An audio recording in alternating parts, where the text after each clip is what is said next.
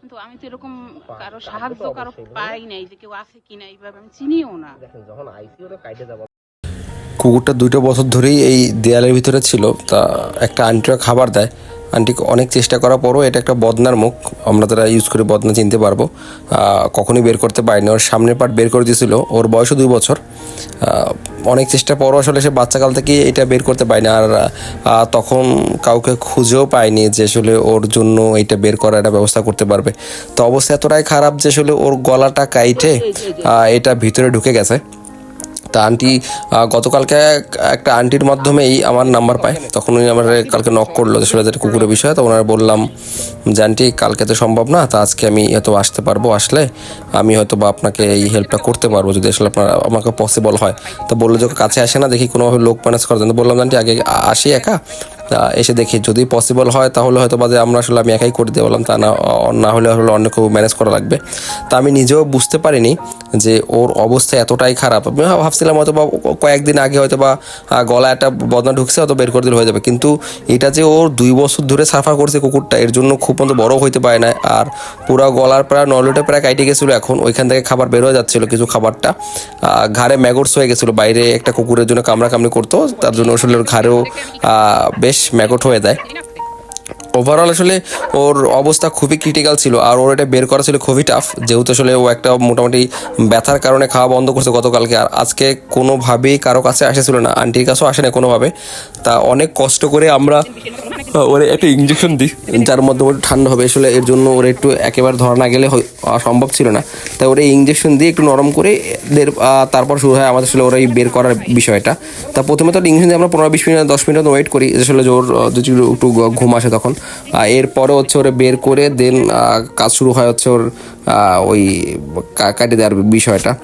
তা বলা যায় এটা খুব কঠিন কাজ ছিল আমাদের জন্য, কিন্তু আমরা রেগুলার করি। কিন্তু এই অবস্থা কখনো আশাই করিনি যে একটা কুকুরের এতটা বাজে অবস্থা পেতে। আন্টিও খুব ভালো মানুষ, কিন্তু আসলে সেও হয়তো কোনো ওয়ে পাচ্ছিল না, যার কারণে অনেক ট্রাই করছে নিজে নিজে, কিন্তু কখনো এটা বের করতে পারে নাই। আর সময়ের সাথে ওর গলাটা মোটা হয়েছে, ছোটো ছিল তখন সমস্যা ছিল না, কিন্তু বড় হওয়ার সাথে সাথে ওর এটা আরও বেশি হয়ে গেল। তা যখন আসলে ওরা করলাম তখন কাটতে গেলে দেখলাম আমার কষ্ট হচ্ছিলো বারবার, কিন্তু এতটাই বেশি কয়েকটা বার আসলে যেহেতু আমি এইভাবে প্রস্তুত ছিলাম না ওর এটা কাটার জন্য, তাই আসলে তেমন কোনো চলা ধারালো করে নিয়েও যায়নি। আমি সাথে আমাদের সার্জিক্যাল কেসগুলো থাকে যেগুলো দিয়ে মোটামুটি মাঝে মাঝে কাজ করতে হয়, সেগুলোই ছিল। তো ওটা দিয়েই চেষ্টা করলাম যে আসলে এখন ওরা ছাইড়ে দিলে পরে আসলে করা আবার মুশকিল হবে, এরপর আবার কবে পারবো কখন করবো সেটাও আসলে সম্ভব না। এই অবস্থায় রাইখে যাওয়াটাও আমার পক্ষে সম্ভব ছিল না ওর জন্য। তাই আসলে যেহেতু সার্জিক্যাল কেসে এত বদনের প্লাস্টিক কাটা খুবই টাফ, খুবই কঠিন। তারপর ওটা কেটে ফেললাম। আর দেখা যায় একটা সময় কাটতে যেয়ে অনেক জোরে কাটার কারণে আঙ্গুলে আমার কেসি মাথাটা ঢুকে যায়, বেশ খানিকটা ঢুকে যায়, আঙ্গুলটা ফুটো হয়ে যায় ওইখান থেকে। পরে আসলে আমি যদিও ব্যান্ডেজ করে নিই, কিন্তু কথা হচ্ছে যে দেখ ভালো লাগতেছিল যে আসলে ওর ওটা বের করা সম্ভব ছিল। আর কয়েকটা দিন গেলে ওর যেহেতু ওর গলার ওইখানে নরলিটা এখন চামড়া কাইটে পুরো খাবার বের হয়ে যাচ্ছিলো, আর সেখানে হচ্ছে ওর পিঠে ম্যাগটস হয়ে গেছে, ওইখানেও পোকা হয়ে যাচ্ছিলো, ওখানে বেশ কিছু পোকা হয়ে গেছে। তো আজকে একবারে হয়তো আর 2-1 দিন ওয়েট করতে পারলে তো কুকুরটা বাঁচানো যাইত না কোনোভাবে। হয়তো এরকম পয়সা আসলে গলা খাবার না খেয়ে গলা ফুলে পয়সা আসলে ওইভাবে মারা যেত, যেটা খুবই পেইনফুল হতো আন্টির জন্য প্লাস আমাদের জন্য।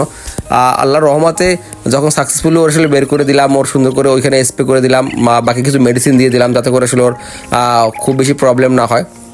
আর যেহেতু অনেক বেশি অসুস্থতা আসলে ওর খুব বেশি ড্রেসিং করার মতন ছিল না, তারপর নর্মালি যতটুকু আসলে ড্রেসিং করা যায় আমরা আসলে ড্রেসিং করে মুছে দেন তারপর হচ্ছে ওর এখানে স্প্রে করে দিলাম। আর সাথে হচ্ছে ওর জলাতঙ্ক একটা ভ্যাকসিন ছিল সেটাও করে দেওয়া হয়েছে, যাতে এরপর ওর মেডিসিন দিতে গেলে আন্টি কোনোভাবে আচর কেমন না লাগে। আন্টি আসলে সবগুলোই জলাতঙ্কের ভ্যাকসিন করবে বলছে, বাট এইটা এমার্জেন্সি করে দিলাম, কারণ হচ্ছে ওরা এরপর খাবার দেওয়া মেডিসিন দেওয়া ড্রেসিং করা একটু টাফ হয়ে যাবে।